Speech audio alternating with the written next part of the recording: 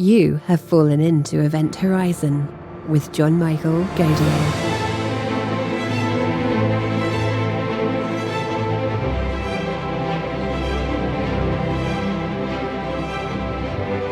In today's episode, John is joined by Robin Hanson. Robin received a BS in physics from the University of California in 1981, an MS in physics and an MA in conceptual foundations of science from the University of Chicago in 1984, and a PhD in social science from Caltech in 1997. He is a proponent of cryonics, and that his ideas have found some acceptance among extropians on the internet. He has since written extensively on the topic. He also coined the term great filter, referring to whatever prevents dead matter from becoming an expanding and observable intelligent civilization. He was motivated to seek his doctorate so that his theories would reach a wider audience. Robin Hanson, welcome to the program. Great to be here. Now, you have come up with a number of ideas over the years, and I think my first exposure to you was back in the 90s with the idea of the great filter on a solution to why, when we look into the cosmos, we see no actual evidence of alien civilizations. 25 years later, what's your view on the great filter today? I mean, do you think that we actually have a rather solid candidate one way or another for a great filter? No. But I would say the great filter was a abstract observation that there was this big parameter that we could identify, which was the filter, and that it was large and had components, but couldn't say very much about it numerically.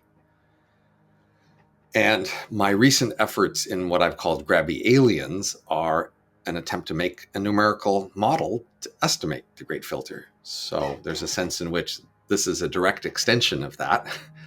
That was sort of setting up the abstract question, and this is numerically estimating where exactly it is and how big it is. How do you begin to do that, to numerically estimate based on a sampling of us, on what could be out there as far as alien civilizations? Obviously, Frank Drake did this to an extent with formulating the so-called Drake equation. But how do you come up with a numerical estimate of what could be out there based on just this single sampling? So the Drake equation is a formula with a bunch of constants that you have to guess to estimate the whole model. It's a model with a bunch of parameters, and basically you're using guesses to estimate the parameters in the model. So instead, we have a 3-parameter model, each of which we fit to data. So there's only 3 parameters, and all of them are fit to data, so none of them are guessed. Now, the parameters are only roughly estimated, so there's an uncertainty in the estimate of each parameter, but it's still, each one is based on a particular piece of data, and so it's no longer guesswork. You could guess about whether the model is roughly right and challenge whether the model is right or wrong. But given that you accept roughly this model, it's not sort of picking numbers out of the air and guessing, it's fitting it to data. So what are the 3 data sets? Just what's an overview of that? They're relatively minor things we know, but the surprising thing is you can put them together. So an analogy I like is, long ago in BC, Greeks figured out how far away the sun was and how far away the moon was. And you might think, how could they possibly figure that out? They hardly see anything. They just see these disks in the sky. How could they know how far away? But they were clever and taking a few little, what you might think is pretty minor pieces of information and putting them together and saying how far away the sun was. So that's what we're going to do here. We're going to put together 3 pieces of information you might think is, there's hardly anything, but it adds up. Okay, first piece of information is our date. We know how long ago the Big Bang was, a little less than 14 billion years ago. And we know a lot about how long stars will last and, when stars formed and all sorts of things. So our date is a data point. You might think it's not a big one, but it actually is. Second data point is the fact that when we look up in the sky and we look for alien civilizations, which, once we realize they might be there, we look for them and we don't see any. And you might say, well, that's no data, right? No. 0 is a data point. There are models and parameters, combinations of the model such that we would see stuff. So we can exclude those model parameter combinations. The one that say we would see stuff, they can't be right because we're not seeing anything. That's data number 2. Data number 3 is when we look at the history of life on Earth, we see that stuff happened at particular dates. Now you might think, well, what does that say? And in particular, There's the first date at which we see any evidence of life at all, compared to, say, when life was at all possible on Earth, and that's roughly 400 million years. And then the other data point on Earth is that we are now at a moment before life on Earth is no longer possible. That is, when we project out how we expect the sun to evolve and Earth to evolve, we see that in roughly 1.1 billion years, life like us will no longer be possible on Earth. So that's the window life had on Earth to produce something advanced like us. If it passed that window, it would no longer be possible. So those times on Earth are the third data point, because they are what let us estimate how many hard steps happened on Earth. So life on Earth, to get to where we are, had to go through a bunch of hard steps. We didn't just appear, straight out of the cosmos like this.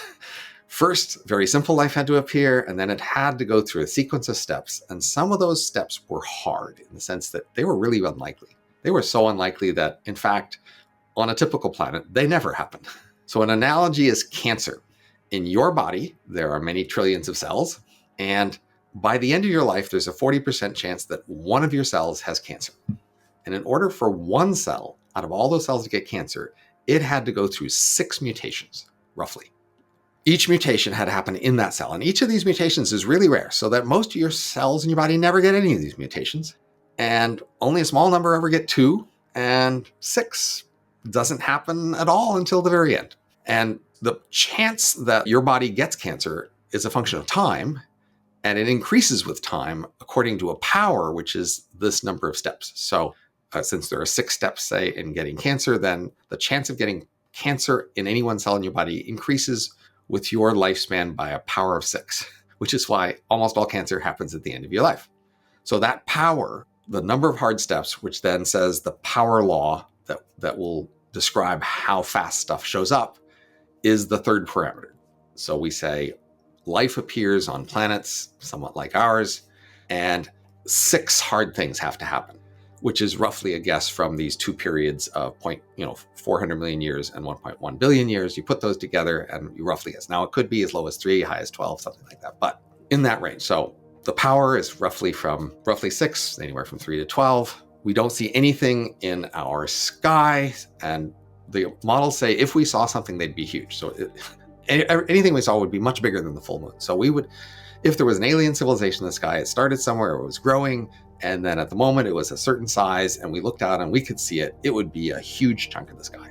And that chunk of the sky would look different somehow. Now, we don't know exactly how different, but the key assumption here is if a civilization grows and it takes over star systems and galaxies, it does something with it. We don't know what, but it'll change it somehow in a way we would see. And so we would look up in the sky, we'd see these basically disks representing spheres in the sky, and we would see them, and we don't see any of them. And that's one of our parameters. So these are the 3 pieces of data: our date, seeing nothing in the sky, and the history of life on Earth, and therefore how many hard steps had to happen on Earth. Those are the 3 parameters. And with these 3 parameters, we put together a stochastic model of aliens in the universe. So now I can just tell you this model. It's very simple. We have these 3 parameters, each of which is fit to data. And now we have a stochastic model of aliens in the universe based on these 3 parameters. So here's how the model goes. Aliens appear at random places in space. Now, actually, they only, say, appear near stars or galaxies, which are clustered. They're not all together. But at the spatial scales we're talking about, that's not really going to matter much. So they appear in a random galaxy, say, and they appear at a random time, but that time the distribution isn't constant in time. That is, very early on, they're very unlikely to appear. And then the chance of them appearing increases in time according to this power law, just like the chance increases on Earth according to the power, the same power law over the universe. They increase in time. And then when one appears at a random place and a random time, where the chance is increasing with time, that civilization very quickly starts to expand. And it expands at a speed. And they all expand at the same speed. So basically, there's some maximum feasible speed that once you max out on technology, you expand at that speed, and you expand in all directions at that speed. And then they just keep expanding at that speed until they meet each other. And at that point, of course, interesting things will happen, but we don't care. The universe there is nearby is full of the aliens. One or the other, maybe they'll fight, who knows? But no longer an empty universe. So our basic model just says the universe starts out empty, dead. These things appear at particular random points and times. They expand until they merge, at which point the universe is full of aliens and no longer available for new alien civilizations to appear. So that model has these three parameters. One is the speed at which they expand. Another is the power law of their increase in time. And the other is a constant that also goes along with their increase in time. Each of those parameters can be fit to one of these pieces of data I told you about. So the constant in front of the power law, that comes from our current date. We are assumed to be a random sample from the distribution of aliens times when alien civilizations arise, because we could do it soon. So we don't know if we will expand and go out there. Maybe we won't, but if we do it, the assumption is it'll be within 10 million years. That's a pretty long time. That's a short time for cosmology, so it hardly matters. So within the next 10 million years, we will, if we do it, go out and start expanding. Pretty soon we will do it at the maximum speed. That maximum speed we get from the fact we don't see anything in the sky. If things expanded slowly, then we would see stuff in the sky. And the only way we can not see them is if they're expanding so fast that we don't see them until they're almost here.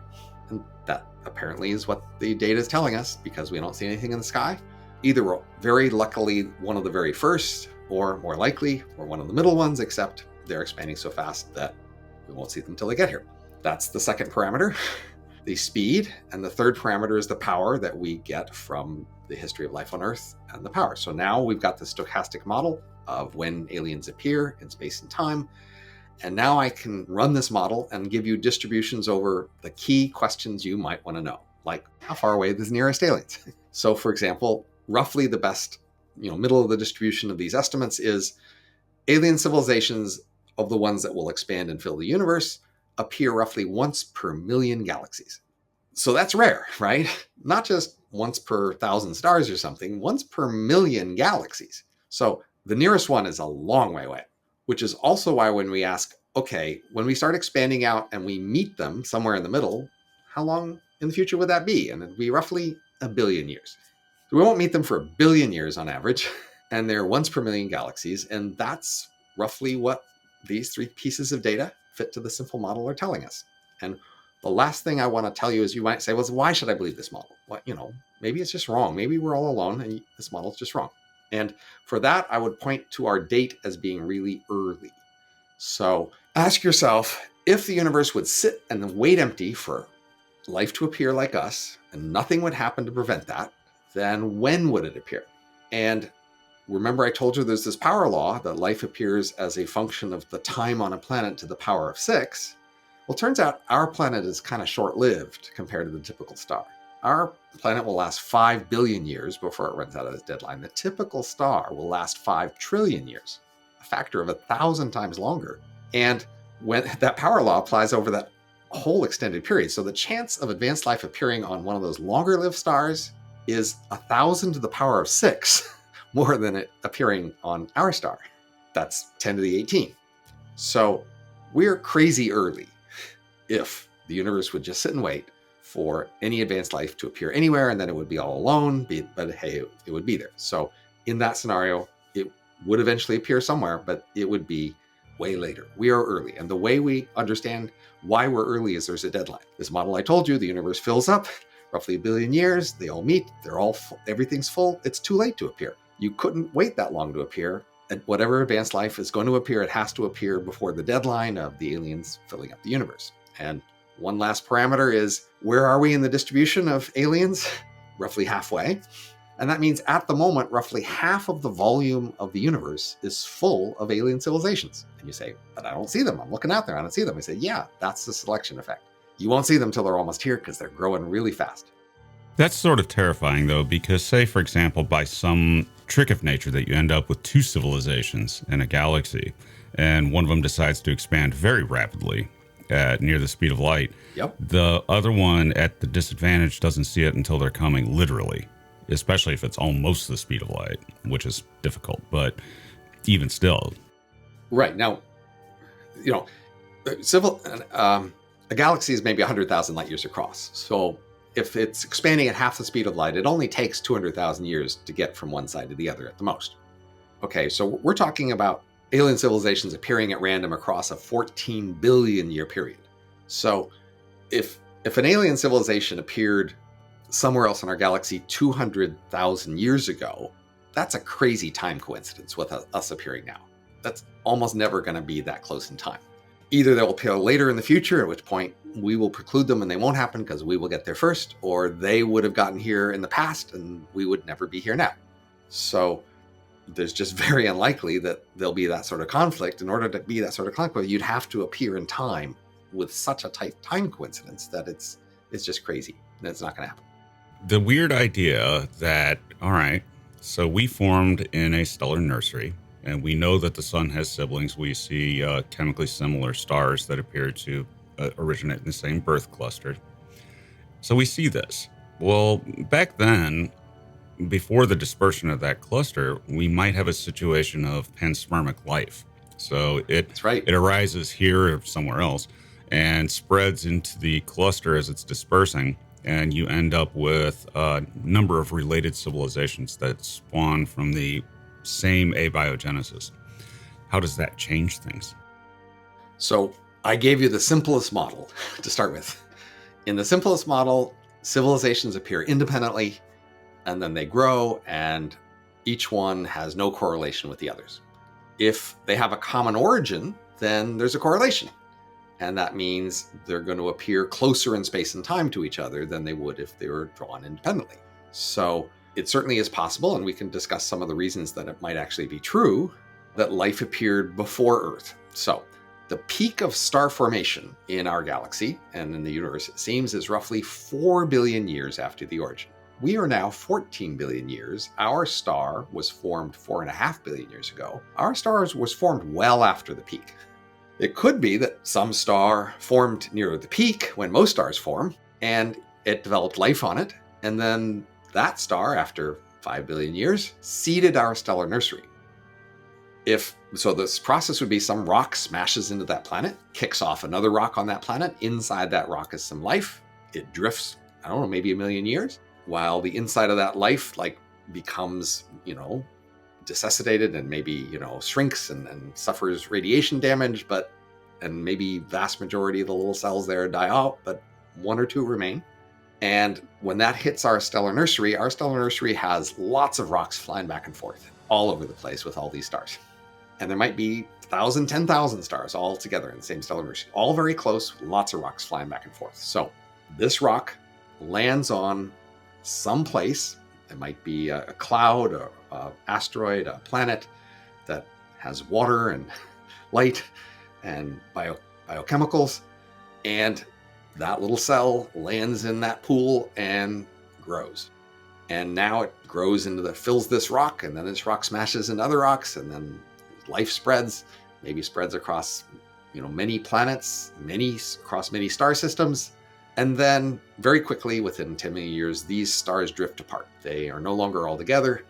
They are now, and they spread in a ring basically around the center of the galaxy. At our radius, there'd be, another 1,000 or so stars all spread out in this ring, each developing life, whatever life it had on its planet. Each of them are going to go through this hard steps process, right? Now, the idea would be some of those steps already happened on the previous planet. So if 6 steps happen, we estimate roughly on Earth, and maybe 12 steps overall. 6 of the steps happened on a previous planet, let's call it Eden. And then 6 more steps needed to happen to get to where we are. And on all these other planets, they're starting to go through step 7, step 8, as best they can. But of course, these are hard steps. Most of them never make it to step 7. A few of those only make it to step 8. And, the chances are maybe only one of them ever gets to step 12, where we are, in which case we're alone. But maybe these steps weren't so hard. Maybe one of the other planets got through all remaining 6 steps before us. Then, now, if we say, when would that happen? The statistics say, well, look, got a 4 billion year period to do these things, then that would have happened at least 100 million years ago. The idea that it would have happened even less than 1 million years is really a big time coincidence. And it's going to be more than 1 million years. So think 10 million, think 100 million years. 100 million years ago, this other planet achieved our level of civilization. and soon afterward was capable of expanding into the galaxy and the universe, like these other Grabby civilizations. And that's where we have to start our new story. Because if you postulate that, we've got a problem. You say, okay, 100 million years ago, some civilization shows up in another star system in our galaxy. It's advanced, it's capable of becoming Grabby and expanding into the universe at half the speed of light. Within 10 million years, it starts to do that. And then we wouldn't have a place to be, right? They would have come here and replaced us with whatever they are, and we would no longer be who we are here. So we've got a problem. We can't really postulate Panspermia siblings like this who reach our level if we also presume that they become Grabby. Because, even if they were nice and decided to pass us by and leave our little star system as a zoo, the universe around us would look really different. There'd be a whole alien civilization everywhere we looked, all around. Everything we would see right outside of our star system would look really different if we were in the middle of an advanced alien civilization. So obviously we aren't. So we have to assume, to make any sense of the scenario, that, okay, they did not go Grabby. So one scenario is, okay, they died. Okay. And someday we'll go out there and find their ruins and hear their story. What else can we postulate? Well, one might be that they're still alive and they didn't go Grabby. And that means they had to choose not to go Grabby. So you have to realize a civilization is a big thing. It's got a lot of parts, right? And in order for a civilization to go Grabby, all it takes is for one of their parts to head out into the universe and start colonizing and have descendants. The rest of that civilization can not like that fact, oppose it even, find it repulsive. It doesn't matter. If just one part does it, that's what happens. That's selection, that's evolution. So this civilization would have had to prevent any one part of itself from doing that. And it would have to successfully do that over the 100 million years that they've been around. So they had to be kind of anal about this, right? Very thorough and systematic and really attentive to making sure no part of themselves over 100 million years ever leaves to go colonize the universe. That would have to be the kind of aliens who would be on this other planet if they existed. And I'm not saying they do exist, but it's worth walking through the scenario. What if, if there was Panspermia siblings, which is plausible, and one of them showed up before us out there, then this is the kind of aliens that have to be. Now, there's also the possibility of going the opposite direction and asking the question if Earth life might actually be a little bit later than it normally is. For example, the leap from prokaryotic to eukaryotic life took like 1.8 billion years on Earth. Well, what happens if that can happen earlier? So, and that simple life can make a leap faster and get a head start for a civilization. But again, we don't see the giant circles in the sky of evidence that you would see of alien civilization. So my question here is, what if they're subtle and that their technology is not obviously visible until you reach a certain level of being able to observe it, say building a radio telescope of sufficient size to actually pick up their signals, or maybe they don't build Dyson spheres and Dyson swarms and things that would be all that obvious. But when you get exoplanet hunting telescopes better than JWST, you start to see biosignatures and technosignatures and obvious terraforming and things like that. Is it possible that we're just still too early as far as instruments to be able to make a call on Grabby aliens and say, well, we can eliminate that there are a lot of these out there just, based on what we have? Or do we need another 100 years of development before we can really say? So the question is, we see some parts of the universe and we don't see others. So, for example, we know there's some form of dark matter and dark energy out there, and we're not sure what it is. And therefore, we know that we can't see it very well, right? But there is stuff we do see, stars and galaxies and clouds and comets. And they could, of course, in principle, be uninterested in the stuff we see and interested in stuff we don't see. And if they were diverted enough to that other stuff, then maybe they would just spend all their time and energy with that other stuff that we don't see. But if you think about life on Earth and all the places it goes, a simple rule would be life goes everywhere it can. It's not making choices, it's doing everything. Life goes to the bottom of the sea, and it goes to the top of mountains, and it goes into caves, and it goes in the air. It goes everywhere it can. Well, the reason if you see a place that's lifeless, it's because life couldn't get there. If the moon is lifeless, it's because life on Earth couldn't get to the moon. Or if you see, down 20 kilometers under the ground and you don't see life there, it's because it's too hot or there's no energy or whatever it is, right? So the issue is like the stuff we see, it might not be everything, but we know it's useful stuff. We're pretty sure that an advanced civilization could make use of it. They might like other stuff better, but again, they would go everywhere they could unless they had some sort of a rule that they had imposed against it. So, you might be a civilization that says, leave the baryons alone. That's the stuff we see.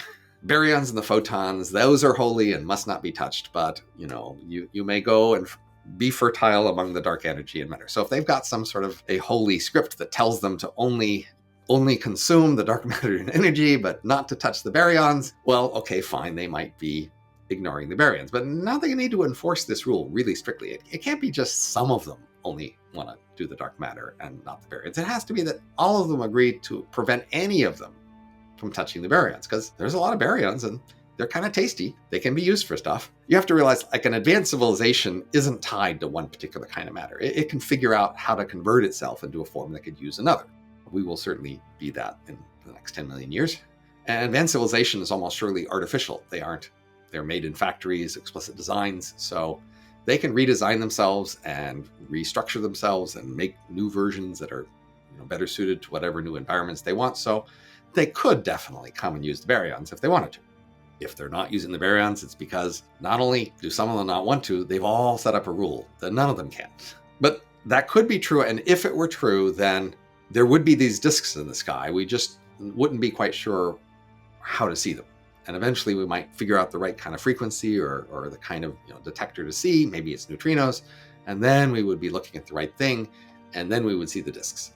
And so our analysis predicts, well, how big are the disks going to be and how many of them as a function of these three parameters in the model. And then, of course, once you see the disks, you can use that to fit the model. So it might then be true, the expansion rate is much less than the speed of light because, look at all these disks. And of course, it might be that we're already in one of these spheres of influence. There's already an alien civilization all around us. We're their pets. We just don't know it. We'll find out eventually. The zoo hypothesis. But before we get to that, the idea of faster than light travel seems to get knocked out with this idea, because if anyone ever develops faster than light travel, then just by the nature of relativity, they're going to have time travel. Right. So, exactly. Which means that they would be here and you would see the sphere anyway. So it sort of eliminates that anybody ever does that, right? Right. So when you assume the speed of light's the limit, then there's what we call our backward light cone. And the puzzle is, why do we see nothing in our backward light cone? And that's a substantial puzzle. That's the great filter. That's exactly what we're talking about. And our explanation is there's a selection effect. If they were in our backward light cone, then they'd be here instead of us. So we were only going to be in the cones where they're not. If you postulate faster than light travel, then you're going to say, well, it's not just why aren't they in our backward light cone? It's why aren't they anywhere in the connected universe? Because they could have got here from there, wherever in space-time they are. So now we ask, why aren't they here from anywhere? And that's a much harder question. It's basically, well, there must not be anybody in all of space-time. That's why they aren't here now, which could be, except we're crazy early. So now we have to explain, why are we so early? Well, that gets into, you could ask another question along those lines is, why are we around the star that we are instead of a red dwarf, given that chances are statistically we should be around a red dwarf, but we're not. We're around a weird, sort of minority type of star in the universe. We're weird in a number of ways. For example, our galaxy is unusually large compared to other galaxies. It turns out we're in a wall of galaxies, and we're unusually like in a certain kind of wall compared to other places. Of course, our place in the solar system is at a certain distance from the center. In the galaxy, we're at a certain distance from the center of the galaxy. Why not far out? Why not closer? So for every way in which we're unusual, you might think, oh, that's a clue that we couldn't be otherwise.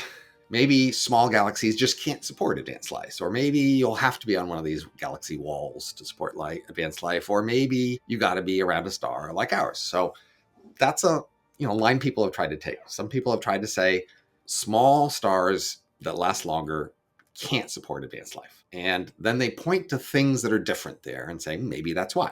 And there are some things that are different. So small stars have about as many planets that are about as big stars. So it's not about the number of planets or their size. It's not about the radius. They're about as many that are roughly the right distance away from their star to be a plausible planet. So none of those are the problem. But small stars do have bigger solar flares more often. Their stars have these bigger eruptions that fry whatever the flare goes to. Small stars, the planets around them have more tidal lock. That is, because the planets last longer, tidal rock is the thing that takes time. So Mercury, for example, at the moment faces the sun always around, and our moon always faces the Earth. So those are two things that are in tidal lock in our solar system. But most planets in our solar system are not yet in tidal lock. But give them 1 trillion years and they might be. Tidal lock is also something that will happen later in these long-lived star systems, the small ones with the small stars. And it might also be that continental drift slows down and stops. That is, continental drift happens early in the solar system and not later. So if you say, the process that produces advanced life like us, it needs, either continental drift, or it needs not having tidal lock, or it needs not very many big solar flares, then you say, that's why we are on the shorter lived, bigger star, because these other ones no longer qualify. All right. So the key question here really is, how similar does another planet have to be to our dear Earth for advanced life to appear? The closer it has to be, then the more that other star has to be just like ours in order to have the features that ours does. And I think sort of a generic response to all of these things is to consider ocean worlds.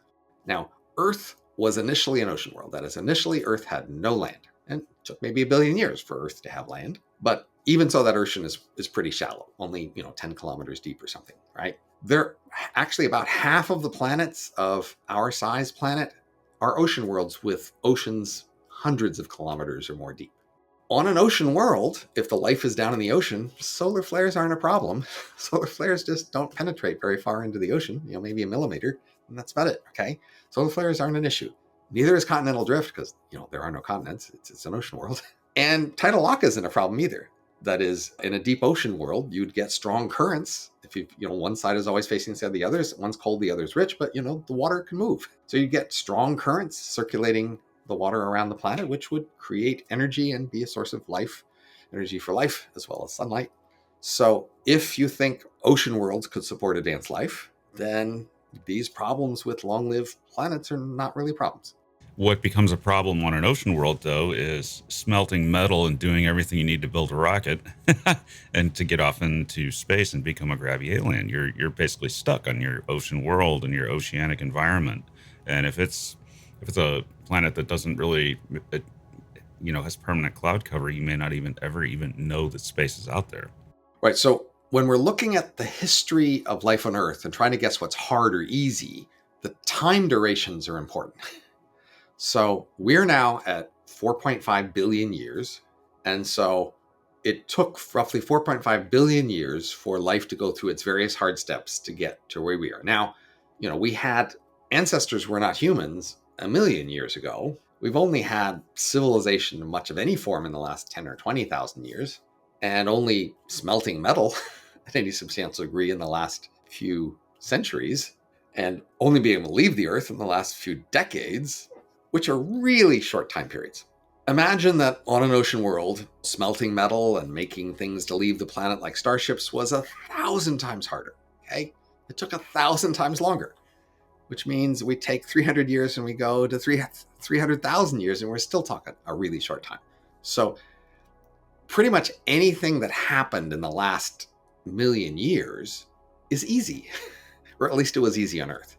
It might be much harder elsewhere, but it's got to be harder by an enormous factor for it to be relevant to the cosmological timescales. What if it takes 10 million years on an ocean world for them to figure out how to smelt metal and another 10 million years to figure out how to make a spaceship? Well, they got lots of time. 20 million years is just not much time. I know we're all proud of the stuff we've done in the last few millennia, and we should be, but in terms of cosmology, it wasn't hard because it happened really fast. It's true. Anatomically, modern humans, it's 220,000 years? Well, that's nothing compared to 4.5 billion years. Exactly. Now, once humanity becomes the Grabby aliens in this scenario, once, 10 million years, we're out colonizing, we can do that in relatively short order, a few million years at sublight easy speeds. The old von Neumann idea. We could fill the galaxy in a short time, certainly. To get to the and rest of once the we universe fill will it, take billions of years. But the well, galaxy, of course, and galaxy will be quick in geologic time. So once we do that and we become a galaxy-spanning empire, and there's somebody that's 100 million light years away that we'll probably never know about, whatever. But then we become the aliens, because then we all start forgetting that of our common origin. So you end up with a populated galaxy in the far future that's made up of effective panspermic aliens, but just done in a different way than if it would have happened early on with microbial life, right? So a Grabby alien civilization is just the name for this cone of expansion that originates from a common origin. And in principle, that cone can include enormous variety and conflict and evolution. And they may not be very fond of their neighbors or their distant cousins. That's entirely possible. From the point of view of explaining why the universe looks empty, that's all irrelevant, but we still might be interested in thinking about it. In anticipation of that, civilizations may pause and wonder whether they should wait a little bit before they start this process, because they should wonder, well, is there some way we could set this up so that it goes smoother later on, or do we just got to let all the sparks fly? This brings up the issue of quiet aliens. That is, we are now quiet aliens. I said within 10 million years, we could become loud, but we might not. And for example, the Panspermia siblings, they would have to not be loud aliens, or they'd be here instead of us. So there's going to be some rate of quiet alien civilizations. And the question is, what's the ratio between the quiet and the loud? That ratio is relevant for two things. One is, what's our future chances? So say if there's 1,000 quiet to every loud, then that means we only have a 1 in 1,000 chance to become loud, because 999 out of them don't. The other thing it's relevant for is how close are the nearest quiet. So again, the 3 data points we gave, we fit the statistical model. We say the nearest loud one is roughly 1 in a million galaxies. But say if there's 1,000 quiet for every loud, then the nearest quiet one is only 1 in 1,000 galaxies away, right? And they're closer. So if you hope to look, out and see the remnants or current live version of a quiet alien civilization out there, you're hoping this ratio is large. If it's, a ratio of 2, then okay, you gotta look for 1 million galaxies before you see one, and even just the ruins, right? If the ratio is 1,000 to 1 or 1,000,000 to 1, well, now you've got a much better chance of seeing them. That's good for you searchers, but on the other hand, our chances in the future are less. Now, maybe you didn't want to become Grabby, so hey, that doesn't bother you. But the most likely way that we won't become Grabby is because we can't, like we die or something. So that should bother you. You should at least want the option to become Grabby.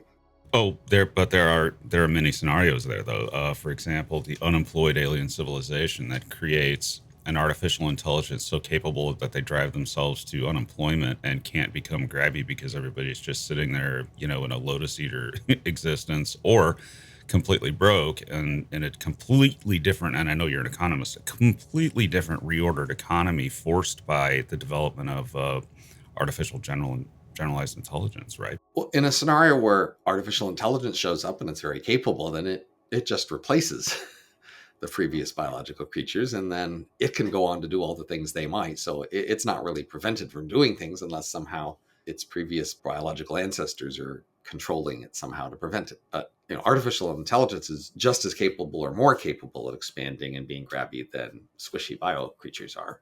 So I wouldn't predict that because AI shows up, that means they aren't Grabby. I would predict more the opposite. That's all going to more predict that they will become Grabby sooner and faster.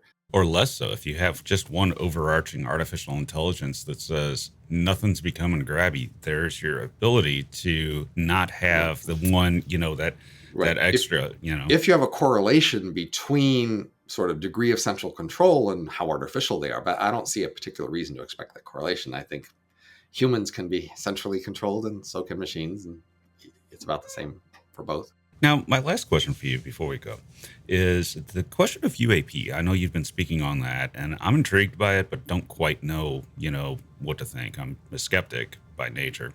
But at the same time, I think I've seen enough now to say that there's something weird going on. What's your view on that? Could that be an example of a weird, subtle example of Grabby aliens? So it wouldn't be Grabby aliens, but it might be quiet. So first of all, if we say weird stuff is reported, we've got four major classes of explanations here. First class is mistakes and delusions, right? There's just nothing, and people are just screwed up and messed up, and that happens, right? Second major category of explanation is hoaxes and lies, right? People are purposely misleading us. And for whatever reason, they want us to believe these things, but they're just not there. They're making them up. Fourth is, okay, this is real, and these are real things, and they really have powerful abilities, and it's some sort of hidden Earth organization somewhere that has much more abilities than they've ever owned up to, and some reason they're letting it leak that they have it in some way, and you're trying to guess who they could be and why. And the fourth category is it's a hidden non-Earth organization, i.e. aliens, right?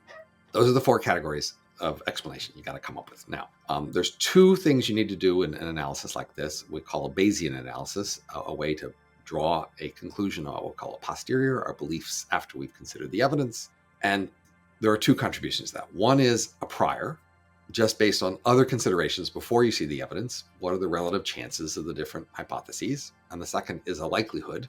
Given each hypothesis, how well does that explain the data you see?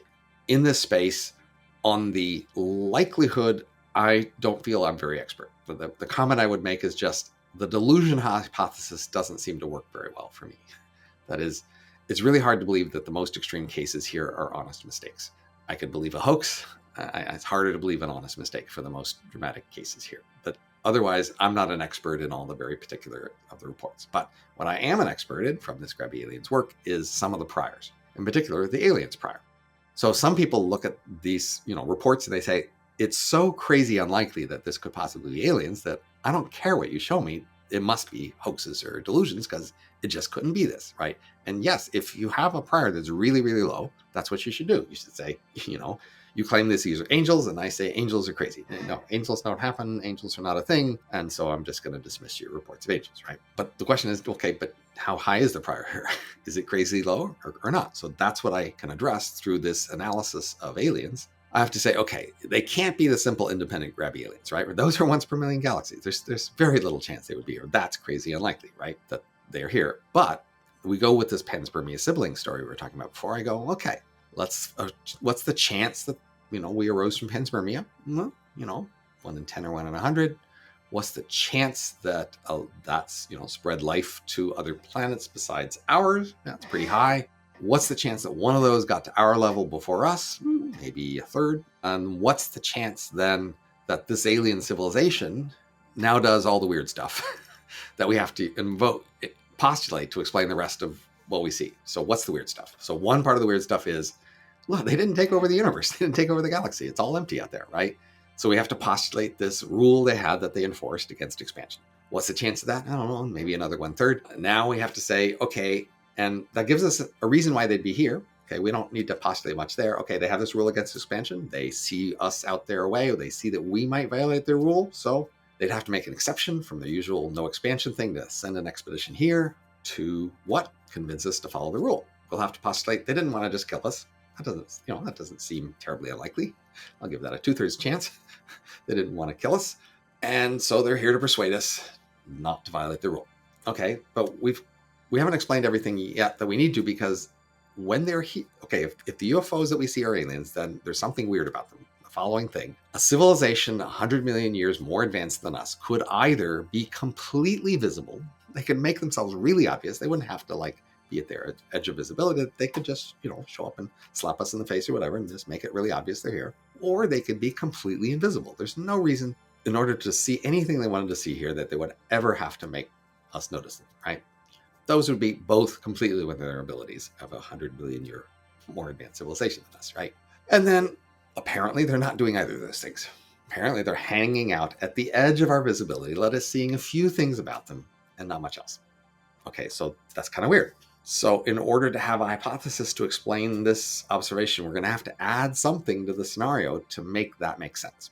So again, they're here, they're trying to convince us to follow the rule, and they're doing this weird thing. So what story can I come up with there? And I got to give it, a prior 1 1/3 or something to that. And my story is going to be, well, they want to domesticate us. How do we domesticate other animals? Most animals have a status hierarchy who are social animals. The way to domesticate a social animal is to sit at the top of a status hierarchy, to be the top dog, top horse, whatever it is. You have to show you're stronger, more powerful than, more impressive than them, and peaceful enough that they can go along with you. That's how we domesticate animals and how we domesticate ourselves. Humans have domesticated themselves. Rulers, empires domesticate humans, and they do it the same way. They sit at the top of the status hierarchy. The emperor sits on his throne, big temple, his great crown, his great army, and you say, yeah, he's top dog. Yep, I'm going to follow this guy, right? So that's their plan.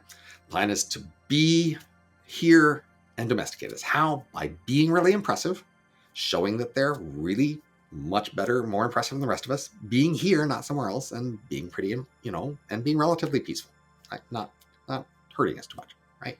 Okay, but you might say, well, couldn't they do that by just, being really obvious? That would seem to make sense, except now let's think about it. We already know that humans can hate other humans for really small differences. Other humans around the world who are almost exactly like us, we pick some small little thing and then we get really mad about that. And then we hate them when we fight wars, right? So that's a problem because these are really actually aliens. Like they are actually very different from us. And no doubt if they just showed everything about us, we'd find something we hate. Maybe they eat babies. Like it's not a deal for them. It's kind of cute, but we hate eating babies. So there's just no way that they could domesticate us if we knew they ate babies. So this strategy of domesticating us, it has an obstacle. They can't reveal very much about themselves. They have to be pretty much just at the edge of our visibility, impressive. They have to convince us they're there, or they're peaceful, but they can't say very much. So that's what they've done. You might say, well, what about like the whole agenda of like not wanting to expand? Shouldn't they have to explain that to us? And no, they don't, because we can figure that out. We just did. That's the obvious reason why they'd be here. Look, there's an empty universe. They obviously didn't take it. Here they are. So why would they be here and not have gone anywhere else? Well, apparently they don't want us to go anywhere else either. So that would be the story. So again, my challenge here was to come up with my best explanation, given everything I know about the universe, of how we would make sense of UFO aliens. I'm not saying they are. I'm saying that's part of the analysis task we have to do in order to consider the evidence. So I say the prior here is maybe 1 in 1,000, 1 in 10,000. That means, if you had no evidence, you would think that's pretty unlikely, right? But if you have some evidence, you got to look at it. So think of a murder trial. Like when somebody accuses somebody of murder, we have a trial. Now you could say, what's the prior probability of a murder? We'd say, okay, look, roughly 1 in 1,000 people when they die are murdered. Okay. And each person, if they're murdered, has maybe 1,000 people around them who might have done it. So for any one of them, the prior is it's 1 in a million. We still allow a murder trial because ordinary evidence is quite capable of overcoming a 1 in a million prior. That's what happens at murder trials. And of course, the very fact that they're accused, already raises your estimate, but that's not supposed to be enough. You're supposed to actually look at the evidence in addition to the accusation to verify that, in fact, there was a good reason to accuse them of murder. There was actually evidence to support it. So you look at the evidence, you see that's enough, you convict, because evidence can quite commonly overcome a 1 in a million prior. So this is a 1 in 1,000, 1 in 10,000 prior. Yeah, evidence can overcome that. You have to look at it, consider it carefully, consider the other possible hypotheses, but yeah, it's possible. So the answer is that's what you got to do here. You got to look at this evidence. You got to take it seriously. You can't just wave your hands and say, that's crazy. But you also don't just embrace it just because somebody's claiming it. I mean, you have to look at the evidence. Well, I think the problem is the evidence that it's not overwhelming at this point yet. Maybe it will be through data collection and things like that, which there are pushes for.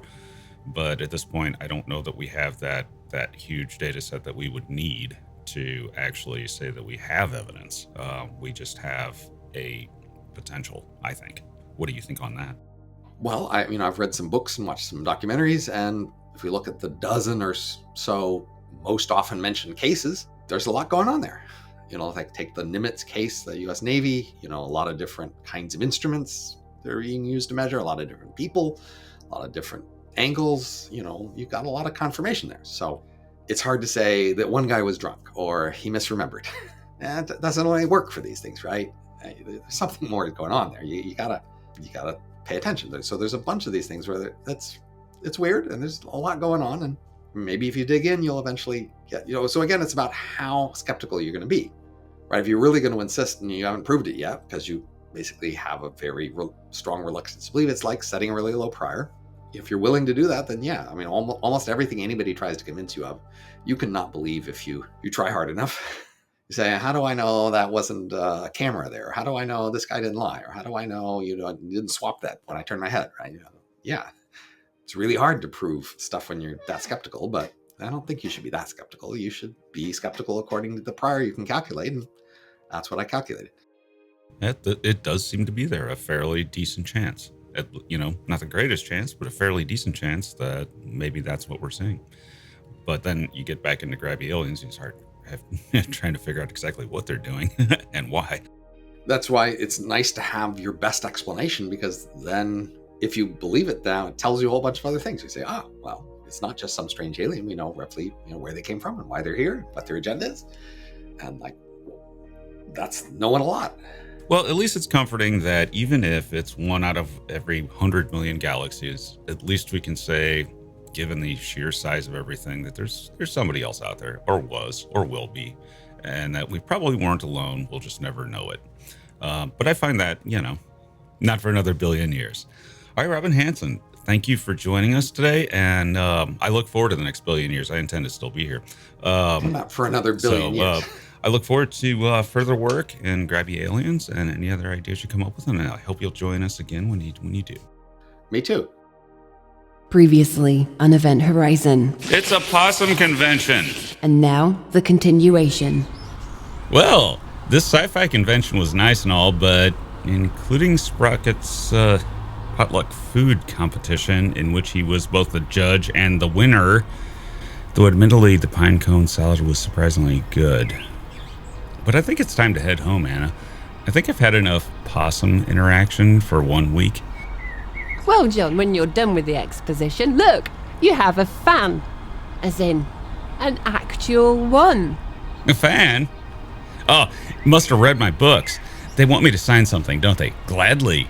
Wait a minute. It's a possum dressed up as a Klingon holding a bat'leth. Wait, that possum just said kapla and is coming at me. Anna, do something. It's just a blood feud between his clan and yours. You'll have to satisfy it. What? Hey! What? Hey, what? Wait a minute. Well, cops are here. It's possums dressed as cops. Anna! Can you please do something about this?